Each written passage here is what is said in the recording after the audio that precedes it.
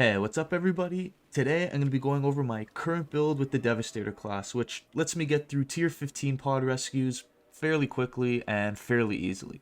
So, let's dive right into it. So first off, our main weapon is going to be the Juggler, and the reason I'm choosing the Juggler is because it comes with close range damage and the mod Scrap Grenade. So all we really need to do is add the other mod, Grand Opening, which is basically the exact same thing as Scrap Grenade.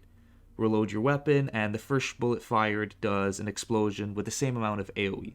So it's going to help out in clearing crowds of enemies, or even just single enemies by themselves.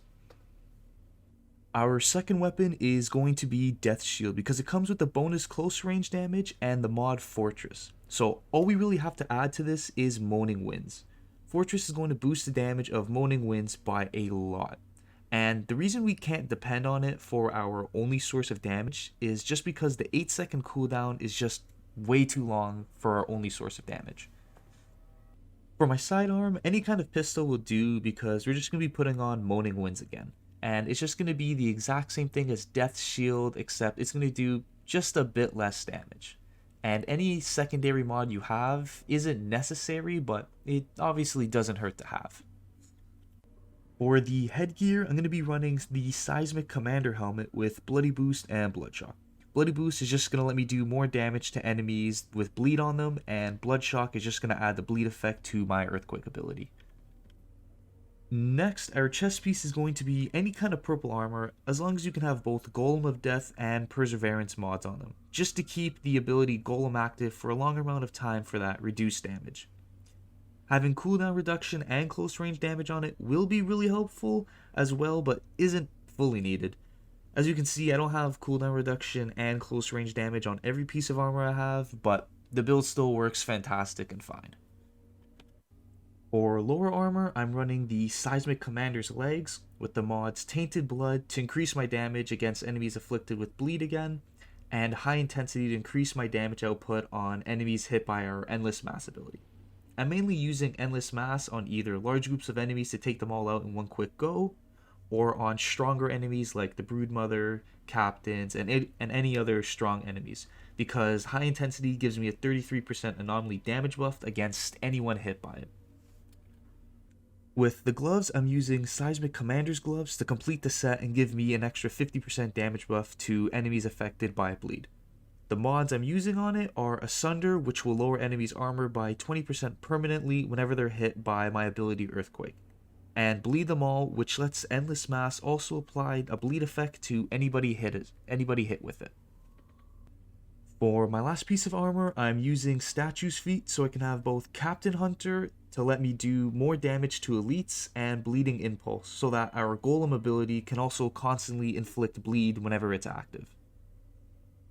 For my abilities, I'm running Earthquake to lower enemies' armor and proc a bleed effect on everyone hit by it, Golem to increase our resistance to take as little damage as possible, and Endless Mass to increase our damage done to whoever is caught in it, group enemies up, and again to proc bleed effect.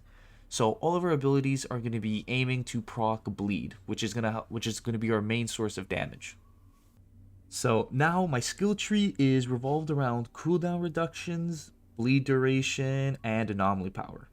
Here it is for anyone that wants to copy it or maybe even change it up to make it better somehow. If you do figure out how to make it even better, definitely let me know. I'd appreciate it very much. Leave a comment down below. Finally, I'm just going to show you guys a few clips of some tier 15 gameplay and what the build looks like in game. If you found the video helpful or somewhat entertaining, leave a like or comment with what you think I should do better on for the next video. And again, thanks for watching.